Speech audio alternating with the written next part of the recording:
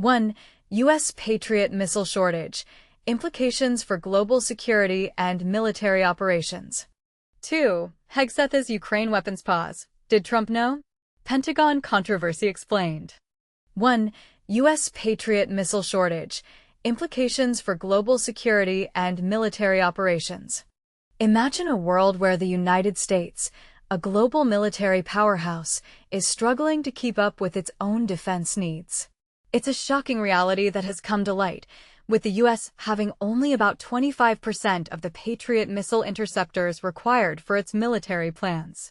This alarming depletion has sparked concern within the Pentagon, and for good reason. The stockpile of Patriot missiles has dwindled to a critically low level, jeopardizing potential U.S. military operations and prompting the Trump administration to freeze the latest transfer of munitions to Ukraine. But here's where it gets controversial. The decision to halt the transfer was based on the Pentagon's Global Munitions Tracker, which revealed that the stockpiles of critical munitions have been below the minimum required level for several years. This has raised questions about the U.S.'s ability to support its military operations, not just in Ukraine but also in other parts of the world. And this is the part most people miss.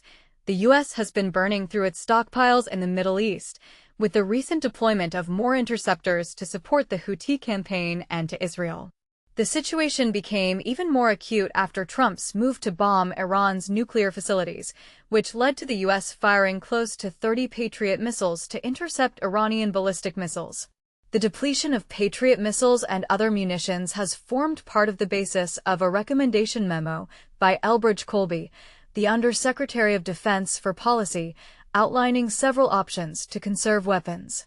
But what's striking is that the decision to pause the transfer was made by Deputy Defense Secretary Stephen Feinberg, not Colby, as earlier reports suggested. The move has sparked frustration, particularly in Ukraine, which is facing increasingly intense Russian attacks. Ukraine has limited options to acquire precision-guided and basic weapons, and the pause has come at a critical time. Trump's decision to reverse course and allow some defensive munitions to be sent to Ukraine appears to have come amid growing frustration with Russian President Vladimir Putin. But the question remains, will the U.S. be able to replenish its depleted stockpiles quickly enough to support its military operations?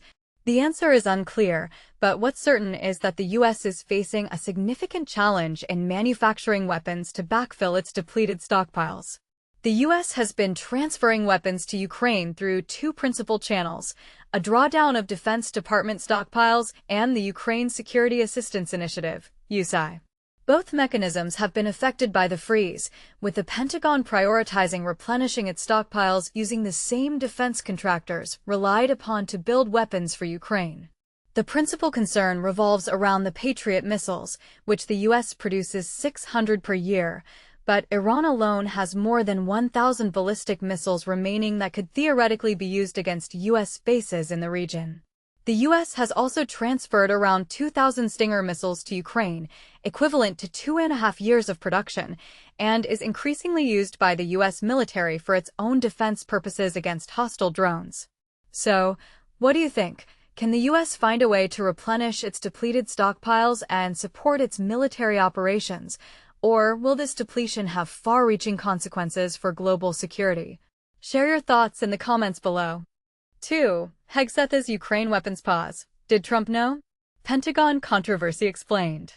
In a move that has sparked widespread confusion and debate, Secretary of Defense Pete Hegseth reportedly authorized a pause on weapon shipments to Ukraine without informing the White House, according to multiple sources.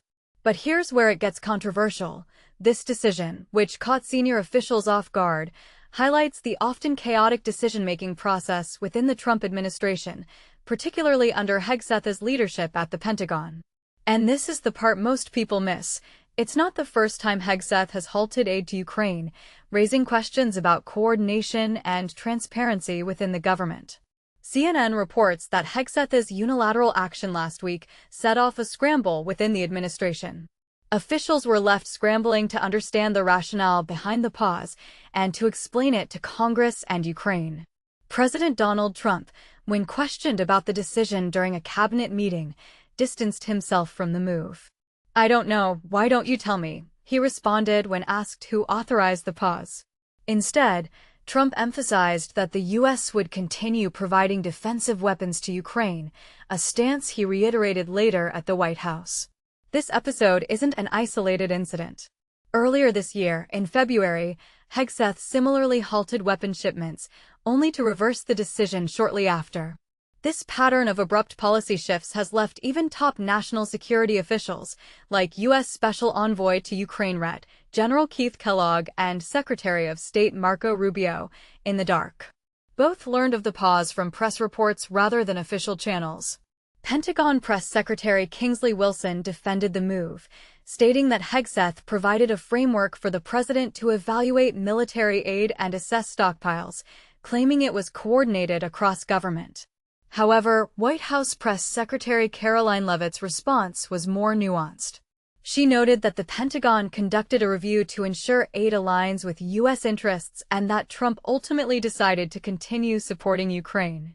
Yet, Leavitt's statement also underscored Trump's confidence in Hegseth, despite the apparent lack of communication. So, what's really going on here?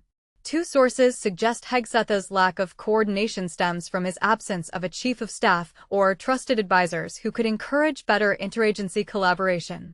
Shortly after learning of the pause, Trump ordered Hegseth to restart shipments of critical munitions, including interceptor missiles for Patriot air defense systems, vital for protecting Ukrainian civilians from Russian attacks. But here's the kicker. The decision to suspend shipments was reportedly influenced by Undersecretary of Defense for Policy Elbridge Colby, a longtime skeptic of large-scale military aid to Ukraine. Colby's recommendation, approved by Deputy Secretary of Defense Steve Feinberg, was driven by concerns over U.S. stockpile shortages and the defense industry's slow replenishment efforts. Hegseth signed off, believing it aligned with Trump's America First agenda. While the White House temporarily provided cover for the decision, they insisted the Pentagon explain the move to Congress, which was also left in the dark. Pentagon officials have since argued that the pause was necessary due to stockpile shortages, but Congress remains unconvinced. Lawmakers say they've received no evidence of a critical or imminent shortage, raising questions about the Pentagon's unilateral action. Is this a case of necessary caution or a troubling lack of coordination? Trump's recent frustration with Russian President Vladimir Putin, whom he accused of being meaningless in peace talks, suggests he's less inclined to give Russia a win by halting aid. Yet, the decision-making process itself remains under scrutiny. A European official told CNN that Trump's frustration with Putin was evident during the NATO summit and that the pause in shipments genuinely did not originate with him. As the debate continues, one thing is clear: this episode underscores deeper tensions within the administration and raises important questions about how critical foreign policy decisions are made. What do you think? Is this a justified move to protect U.S. interests or a dangerous lack of coordination? Let us know in the comments.